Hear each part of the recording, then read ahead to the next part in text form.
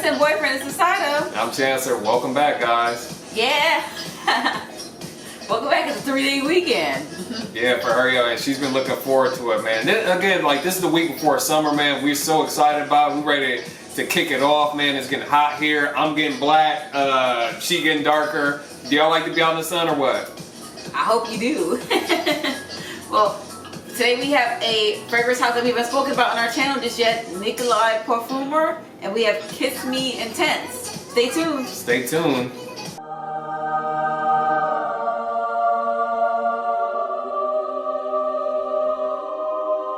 Now, what attracted me to this fragrance was the name.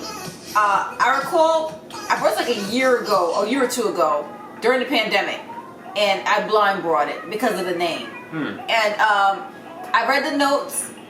It said it was vanillic. It said it was a little spicy. It said it was some ylang-ylang in there, heliotrope, almond. I'm like, that sounds like it smells delicious. I agree. All those notes that she just mentioned, that's what highlights the freaking fragrance, man. So I can't wait till we give you guys the note breakdown, and let's get into it. So notes: bitter almond, anise, lemon, heliotrope, ylang-ylang, jasmine, cinnamon, clove, orange blossom, vanilla, opanox, and musk.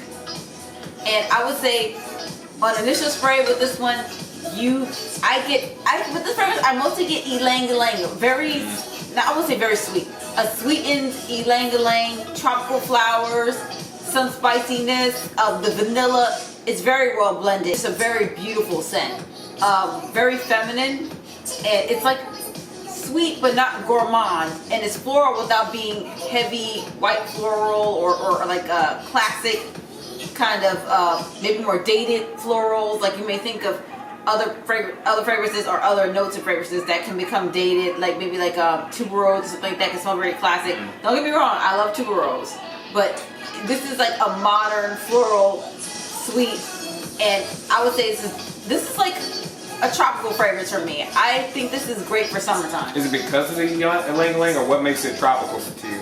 Yeah, definitely the ylang-ylang. So I can smell that at the top.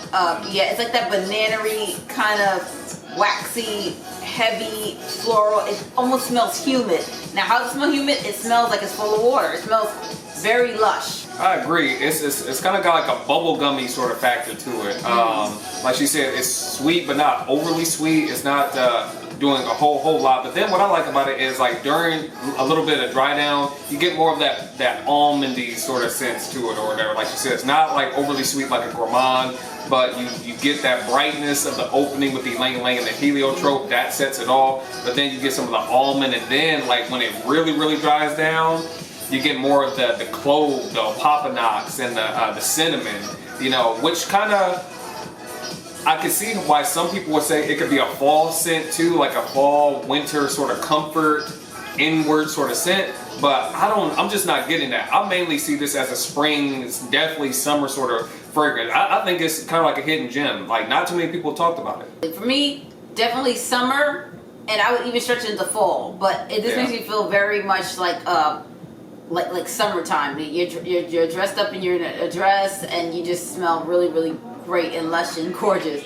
I love it. You know what? I would love for her to wear it in the summer, but me as a man, I probably could get away with it in the fall, winter. I think I would be comfortable enough to wear it, like, just because of what the cloves and the opanox and the cinnamon is doing during dry down. Well, during the dry down, like we usually spray the fragrance on a paper or something like that, so Chancellor can test it over a couple of days before we review it. Now, the thing is, Chancellor smelled it when it was waiting to dry down and says, wow, it smells very marshmallowy. Yeah. So I would say it like this. So follow me here. Just come with me here. So imagine, okay, it's very heaven sent, like, right? So imagine there's like, we're on cloud. It's like 9 fluffy, airy clouds in the sky. It kind of gives me like a marshmallowy, vanillic, fluffy, sort of sugary but not overly sweet scent.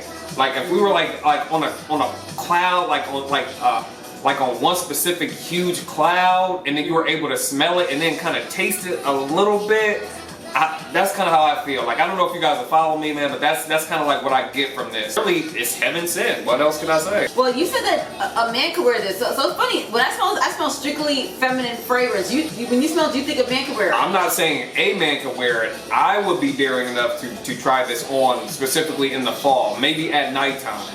What is it about, like the notes, like the almond and whatnot? Yeah, it's kind of like the almond. Like during the dry down, it's not necessarily the bubble gummy opening. That is very, very feminine. Don't get me wrong. But during dry down, I kind of feel like, okay, well, you know what? I can see how like a guy like in a lounge or something like that will probably be able to wear this like in a blazer or like corduroy, something like that. You know, because it's still sweet, not overly sweet like gourmand, but I can see how it would settle on a man after dry down. Very interesting. I never thought of a man when I thought of this fragrance at all. Like, I thought strictly feminine.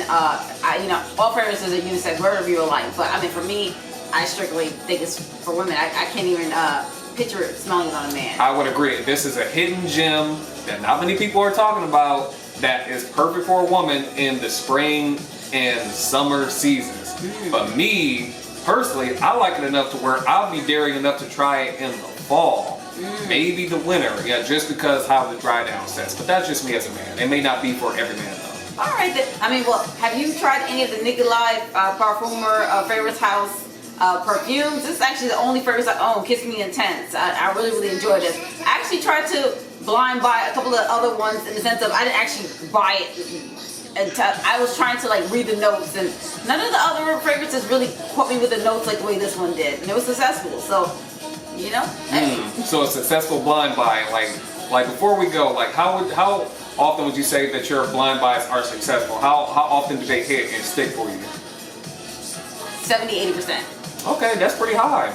Yeah. For blind buys, yeah, I would go with that number. Because the blind buy is based on the notes, so you say blind because I didn't smell it before, but I do know what I enjoy in a fragrance, and I'm pretty good at picking that out. Look at that little cute little nose. It's like it's heaven sent. So thank you guys for another evening with Heaven Sent Boyfriend. Don't forget to leave your likes, comments, things like that. Thank you guys for subscribing, helping us build this from the ground up. We really, really do appreciate it. It's kind of crazy to look back on. It's been a little bit over a year since we started this channel, and like to our supporters, we do appreciate you guys helping us build this from the thing up. So thank you again, and until next time, we'll see you guys in the next video. Thank you. Bye. Bye, guys.